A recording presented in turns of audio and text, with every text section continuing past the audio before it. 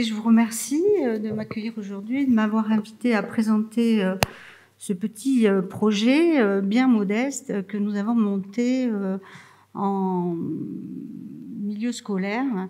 Moi, je suis une soignante, je suis plutôt dans le soin toute l'année. Et effectivement, on a vu en 2017 la possibilité d'écrire des projets, des appels à projets hors les murs en milieu hospitalier pour de la prévention en milieu scolaire.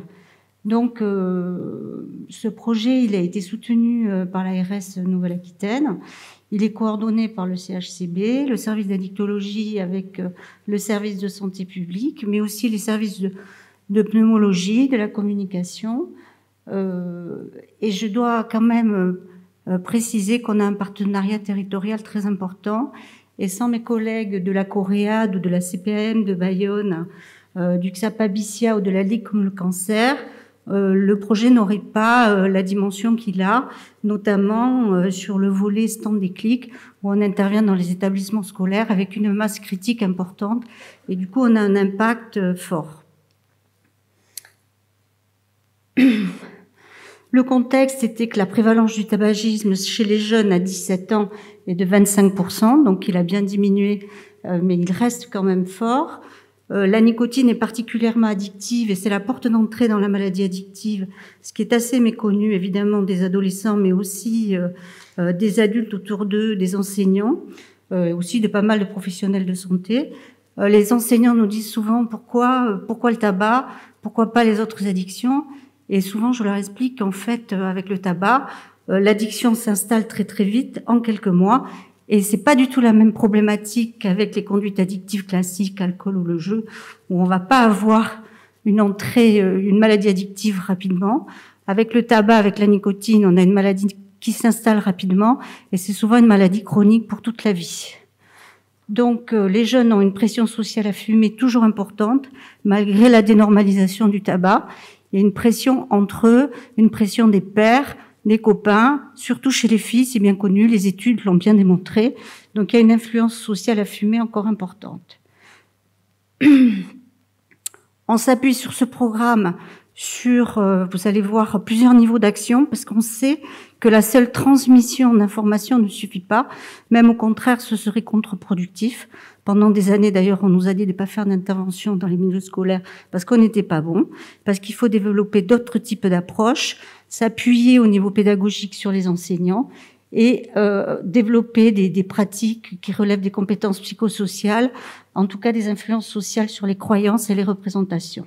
Donc il faut aussi se former un petit peu à ça, et c'est un autre challenge. On n'est pas toujours les meilleurs intervenants à ce niveau, donc il faut qu'on se forme. On a pu découvrir dans ce projet l'implication très importante des équipes éducatives qui ont été moteurs, vous le verrez, avec un partage de pratiques professionnelles et une transmission de compétences. Alors, bon, ça a bougé un petit peu, c'est pas grave. Donc, dans notre projet, l'escape game, c'est une partie du projet, c'est une partie des résultats, mais on est intervenu dans d'autres établissements où on a eu aussi des résultats. Donc, le projet, c'est d'abord sensibiliser la communauté éducative, rentrer dans les établissements pour intégrer la problématique de l'addiction au tabac dans le programme scolaire. On avait essayé d'intervenir au tout début autrement, en dehors des horaires scolaires, pour rencontrer directement les étudiants. On n'a pas réussi. Donc, on a changé un petit peu de fusil d'épaule, on a réadapté notre projet et on a demandé aux enseignants d'intégrer cette problématique dans leurs cours. Donc, en fait, ils nous ont fait de la place dans leurs cours. Alors, on a aussi donc sensibilisé la communauté éducative aux méthodes d'intervention. On a essayé d'améliorer les pratiques, de changer la représentation et surtout la façon dont ils abordent la problématique avec les élèves pour en faire des acteurs relais. Donc, notre objectif était d'éviter l'initiation ou le passage d'un usage occasionnel à un usage régulier de tabac et de renforcer chez les jeunes la connaissance et leur capacité de résistance à la pression sociale à fumer en développant leurs compétences personnelles et leur capacité à déjouer l'influence des médias, du marketing ou des emprises interpersonnelles. Donc l'idée, c'était de susciter un changement de comportement aussi chez les jeunes fumeurs. Donc, au niveau opérationnel,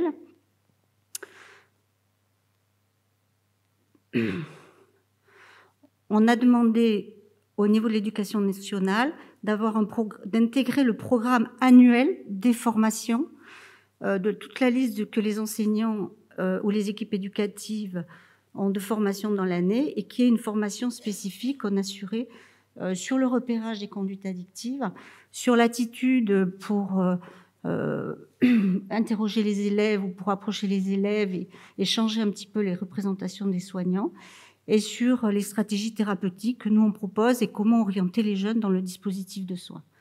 Donc ça, c'était un des premiers volets de notre projet. Le deuxième volet du projet, c'est les stands Déclic au moment de Mois sans tabac. Donc on s'adosse à la dynamique nationale et on intervient dans chaque établissement, donc avec une force de frappe importante et nos partenaires. Et ensuite, il fallait, une fois qu'il y avait un lycée ou un établissement qui était choisi et qui avait adoubé notre projet, on recrutait des enseignants qui acceptaient d'intégrer dans leurs cours la problématique du tabac à partir de nos outils. On a créé des outils spécifiques en papier avec des vidéos aussi spécifiques ou sur clé USB. Et donc, ils utilisaient nos outils. Ils pouvaient élargir, bien sûr, mais c'était des outils référencés avec des thématiques précises. Je vais y revenir. Donc, pendant un certain temps, en classe, ils développaient les cours parce que c'est eux qui ont les techniques pédagogiques et pas nous. Et ils sont meilleurs que nous pour la transmission d'informations. Donc, c'est eux qui développent les cours.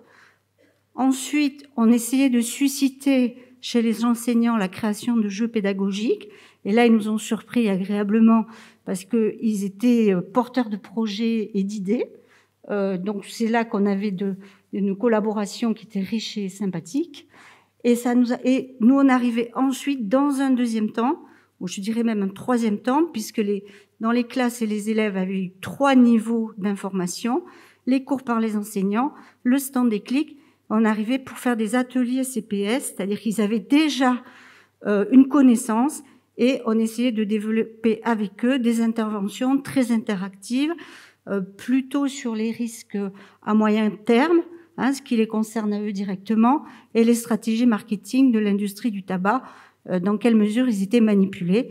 Comme ils avaient déjà réfléchi, ils avaient déjà eu des cours là-dessus, ils pouvaient, au niveau de ces ateliers, être assez motivés, assez actifs et intervenir de manière riche.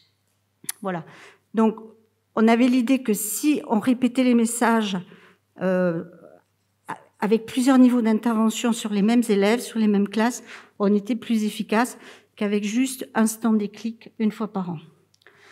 Donc, effectivement, on intervenait dans les classes, enfin, les ateliers CPS, j'ai mis CPS un peu entre guillemets parce qu'on n'est pas des gens hyper formés aux compétences psychosociales, mais enfin, on s'était un petit peu imprégné de tout ce qui est Unplugged ou Plugged sur l'influence des pairs, la notion développer un esprit critique par rapport aux stratégies marketing de l'industrie du tabac, excusez-moi parce que je ne vois pas bien mon diaporama, et avec le masque c'est très très désagréable. Donc influencer aussi sur leur capacité à dire non, l'affirmation de soi, enfin toutes les démarches classiques qui sont utilisées dans les compétences psychosociales, changer les croyances, aussi l'idée, insister sur le fait que les consommations, c'est pas la norme. Ils sont tous convaincus que, enfin en tout cas c'est souvent ce qu'on dit avec un propos très dramatique sur les 25% de consommation, mais c'est aussi important de dire qu'en fait consommer, c'est pas la norme, que la plupart des élèves consomment pas, et moi j'insistais beaucoup sur la part des jeunes qui ne sont consommateurs de rien, qui augmente, on le voit bien dans les études sur les représentations, les modes de consommation chez les jeunes. Donc ça aussi, les propos plutôt positifs avaient un impact. Dans les dossiers thématiques, je vais passer vite parce que je crois que j'ai pas le temps. Donc c'était classique, c'est les cours que les enseignants développaient, les dommages santé, c'est quoi l'addiction. Alors ça avait été préparé par Cécilia Maître avec moi sur la neurobiologie des addictions. Les dommages santé, ça avait été préparé en collaboration avec Kérin Ouazani, qui était un interne qui travaillait au département de santé publique. On a fait des beaux outils. Si j'ai le temps, je voudrais bien vous présenter la vidéo. Ça va changer un petit peu sur la petite vidéo qui avait été créée par le département de santé publique et qu'on utilise dans les classes. On insistait beaucoup sur les stratégies marketing de l'industrie du tabac. Ça peut être développé dans les cours d'SVT, mais surtout de sciences économiques et sociales, par les profs dans le sanitaire et le social, dans les lycées pro, par les profs de philo. On peut élaborer beaucoup de choses autour de ça. Et donc, on avait pas mal d'enseignants qui étaient intéressés par ça. On va peut-être vous laisser prendre 30 secondes pour respirer. C'est vrai que le masque, c'est pas du tout facile pour parler et boire une petite goutte. C'est comme, voilà, vous le ferez après, alors. Okay. Merci. Et quand je vais passer la vidéo, je vais pouvoir ralentir. Et puis, la prise en charge spécialisée et l'orientation dans le dispositif de soins. Alors, on va voir si ça marche. 73 000 décès par an, soit 200 décès par jour. Plus de 120 milliards d'euros de dépenses évitables chaque année. 17 types de cancers. C'est l'ennemi numéro 1 de la santé publique en France. Mesdames et messieurs, un tonnerre d'applaudissements pour le tabac, s'il vous plaît. Le tabac fumé génère des goudrons. Oui, oui, même principe que sur la route. Qui sont, vous l'aurez compris, cancérigènes. Sans cigarette, 80% des cancers du poumon n'existeraient certainement pas. Et c'est pas un petit filtre en mousse qui va arrêter plus de 70 substances cancérigènes connues. Je vous laisse chercher sur le net athérosclérose, BPCO, infarctus du myocarde, AVC, insuffisance respiratoire chronique. Ce sont les conséquences du tabac. Mais bon, assez avec la communication joyeuse. La réalité, c'est que la plupart d'entre vous connaissez bien les risques. Ouais, ça va, on peut essayer jeune et pas tomber accro. C'est plutôt faux. La nicotine est une substance extrêmement addictive qui mime l'action d'un neurotransmetteur naturel responsable de la sensation de plaisir. Plus on est jeune, plus on devient addict rapidement. Et c'est pas une question de volonté, hein. C'est de la biochimie. La plupart des fumeurs réguliers regrettent d'avoir commencé. C'est vrai. Même s'ils ont découvert Twitter en 2012, écoutez vos aînés quand même. Facile d'arrêter, il faut juste de la volonté. C'est faux. Si vous êtes fumeur régulier, les signes de manque et le craving, c'est-à-dire l'envie irrépressible de fumer, vous laissent moins de 5% de chances de réussir à arrêter sans aucune aide. Mais bon, les lois anti-tabac empêchent bien l'industrie du tabac de viser les jeunes fumeurs. C'est faux. L'industrie du tabac contourne ses règles et utilise même des influenceurs sur Instagram pour promouvoir ses produits. Pour résumer, les jeunes, ne commencez pas à fumer. De toute façon, le tabac, c'est saut 2012. Pour les consommateurs réguliers, il n'est jamais trop tard pour arrêter. Et vous pouvez compter sur les professionnels de santé pour vous aider. Consultez votre médecin, Tabac Info Service, parlez-en autour de vous, vous n'êtes pas seul. La cigarette électronique avec nicotine semble a priori un tout petit peu moins nocive que la cigarette à fumer. D'ailleurs, les sociétés savantes tentent à la recommander pour l'arrêt et la diminution du tabagisme. L'idée, c'est d'enlever la substance nocive et cancérigène et de garder la substance addictive, afin de ne pas avoir de syndrome de sevrage ou de sensation de manque. Bon, on est d'accord, la cigarette électronique, c'est fait pour arrêter ou diminuer, c'est pas fait pour commencer. Bon, voilà, ça fait partie...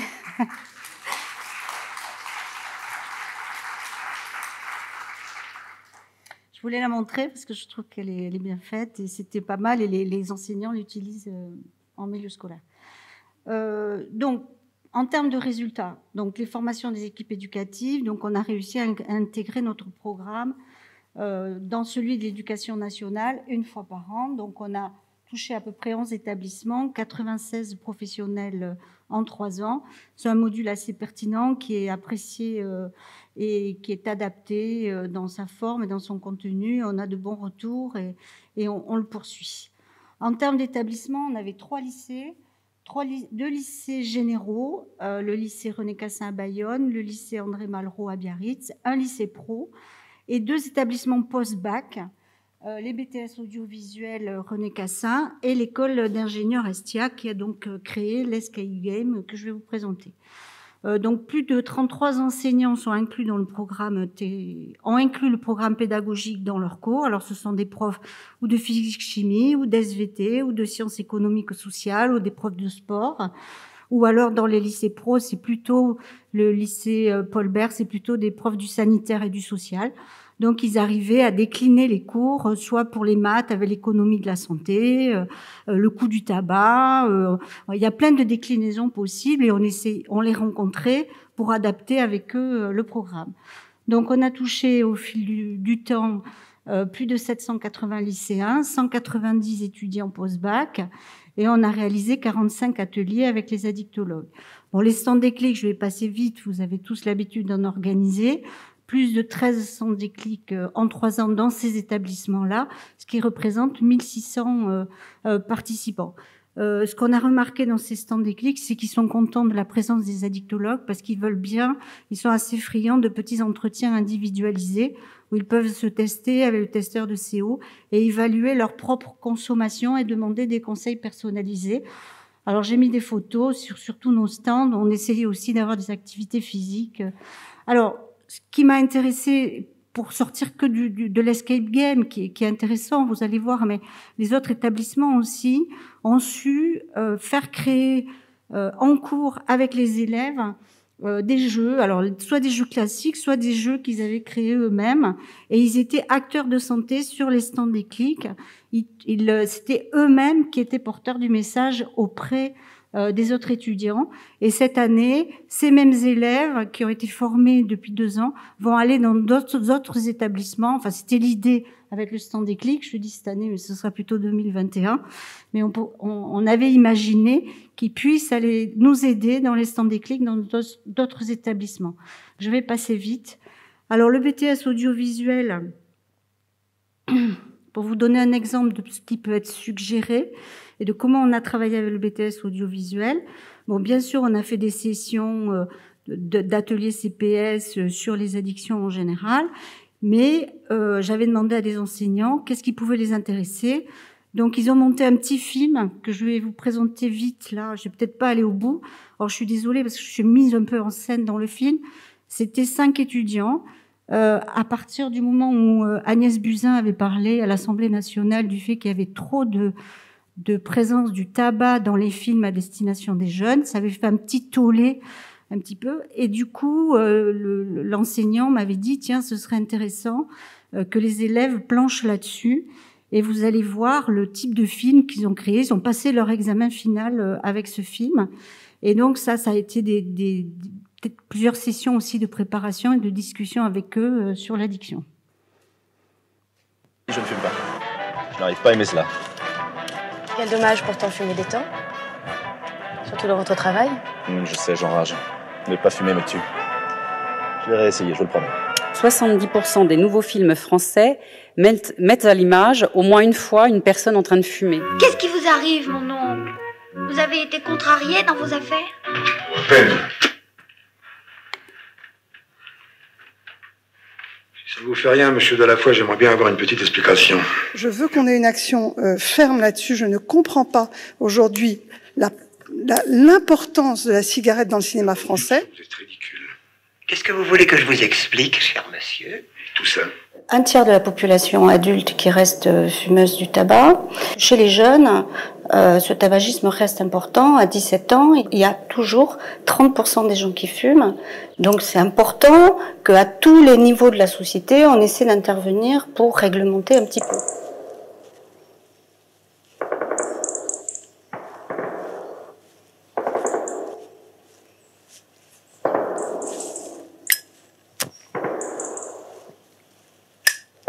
Je pense que tout le monde a conscience que la question du tabagisme, c'est une question de santé publique primordiale, c'est un vrai souci de société. Je pense que reporter peut-être des politiques publiques défaillantes à ce sujet sur le plan du cinéma, enfin moi, par exemple, je sais qu'il y a une phrase que j'aimais bien d'un réalisateur qui s'appelle Lionel Bayer, un réalisateur suisse, qui disait il faudrait pas que le cinéma soit plus moraliste que la vie, quoi. Donc imposer aux réalisateurs de s'auto-censurer, ou en tout cas de s'interdire de représenter la cigarette dans les films. Et puis en plus, évidemment, ça pose aussi la question de la cigarette, mais toutes sortes de drogues, hein. Interdire toute forme de représentation de cigarettes et d'alcool, ça paraîtrait quand même un peu dingue. Et ce serait complètement contre-productif que demander à ce que ce soit supprimé. Si on fait un bioptique sur Serge Gainsbourg, on va pas enlever le tabac, c'est évident. Et je trouve qu'il y a une valeur d'abord culturelle importante à pouvoir parler du tabac, ce qu'il est devenu. Bon, je ne peux pas vous laisser voir toute la vidéo, mais c'est pour vous montrer le travail des étudiants, parce que je suis un petit peu pressée par le temps, donc j'avance. Je pense que vous pourrez la voir. quand vous aurez les PowerPoint, puisqu'elle est intégrée, donc vous pouvez regarder. Mais c'est pour montrer l'idée. Alors, en fait, ce qu'ils ont fait tout seuls, c'est que, bon, ils ont interviewé plusieurs personnes, et en fait, ils ont fait ce montage. Et on voit bien qu'à la fin, alors elle est réticente au départ, la directrice adjointe du cinéma La Talente, sur le fait qu'on bride un petit peu la création artistique, mais assez vite, au fil de l'entretien, elle dit que quand même il faut protéger les jeunes et que la jeune génération des cinéastes, si on les formait, si on les sensibilisait à la question, ils pourraient changer leur pratique. Et elle prend l'exemple de comment montrer l'émotion au cinéma. Elle dit c'est un petit peu facile de tout le temps avoir recours à la cigarette quand on est fatigué, quand on est ému ou quand on est contrarié, et peut-être qu'ils peuvent développer d'autres compétences. Donc finalement, au bout du compte, on est d'accord, et c'est ce que les jeunes ont montré, et j'ai trouvé ça intéressant. Alors l'école d'ingénieurs Estia, c'est un petit groupe de 5 élèves avec 2 enseignants. Pareil, toujours à partir de nos outils pédagogiques, je leur ai proposé de faire un escape game, puisque ils ont aussi un atelier vidéo. Du coup, ils ont... Pardon ? Voilà. Donc l'idée, c'est toujours à partir de nos outils de créer un escape game, donc avec 5 énigmes, 5 joueurs, 1 maître de jeu. Ça dure à peu près 45 minutes à 1 heure. C'est un outil, on leur a demandé un outil qui serait modulable, déplaçable dans les établissements scolaires pour pouvoir l'utiliser dans un deuxième temps en prévention avec des élèves de 15 à 25 ans. Donc ils se sont pris au jeu, ils étaient très nombreux à être candidats, ça leur plaisait beaucoup. Et donc ça fait partie, peut-être je leur demanderai cette année un autre projet. Donc ils ont créé le scénario, la conception, c'était 5 étudiants. Bien sûr, on a eu des réunions de suivi où on a dû les conseiller pour que ce soit correct et que les messages soient de qualité. Et ensuite, on a trouvé un financement et la CPM nous a aidé au financement de cet escape game avec une société à Bayonne qui s'appelle la société Tempus. Donc pareil, on met en avant la pression sociale à fumer sur la première énigme, après sur la dangerosité du tabac sur une deuxième énigme, sur les dommages santé sur une troisième énigme, sur la différence entre les différents... Est-ce qu'il y a une différence entre les différents tabacs, toujours avec ses croyances par rapport à la chicha ou avec le cigare ou le tabac roulé. Donc on essaie de sortir de ces fausses croyances. On leur demande aussi de classer les produits et les dérivés du tabac en fonction de leur toxicité. Et ensuite, il y a aussi toute une énigme autour des stratégies marketing de l'industrie du tabac, et notamment le fait comment les jeunes sont la cible de l'industrie du tabac. Donc, je passe vite sur les différentes énigmes. Donc, ça on a un mannequin. Alors, il faut qu'il démembre le mannequin. Il faut qu'il trouve quels sont les organes qui sont touchés, et comme ça, il monte Enfin, ils ont les réponses aux énigmes et on avance comme ça dans l'escape game. Alors, la dernière énigme, pardon. Hey, je reviens en arrière. Là, je peux pas. Bon, tant pis. Alors là.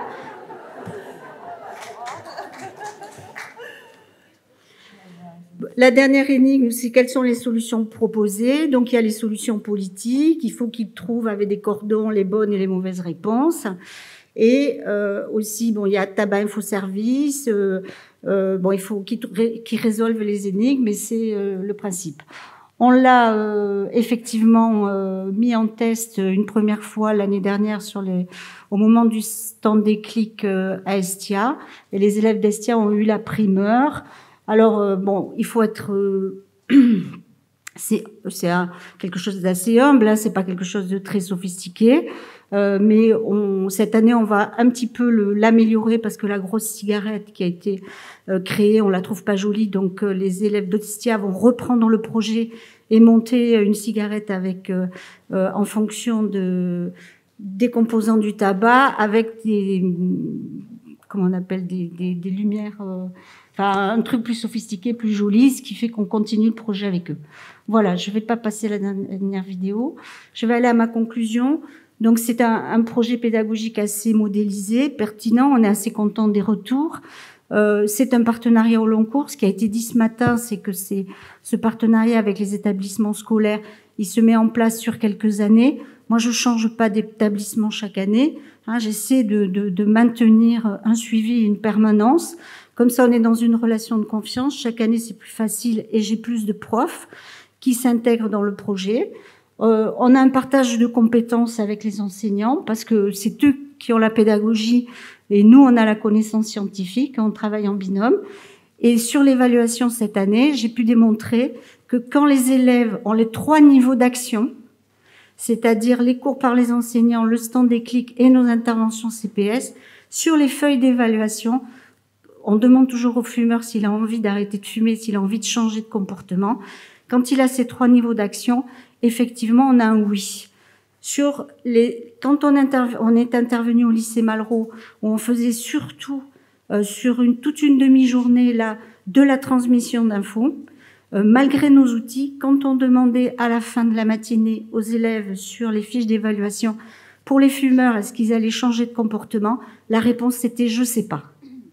Donc on voit bien que quand on a une succession comme ça et qu'ils deviennent acteurs du projet, qui sont vraiment mis à contribution sur la création de jeux et d'activités, ils s'approprient mieux le problème et ils ont un discours d'engagement. Voilà. Eh bien, ça y est.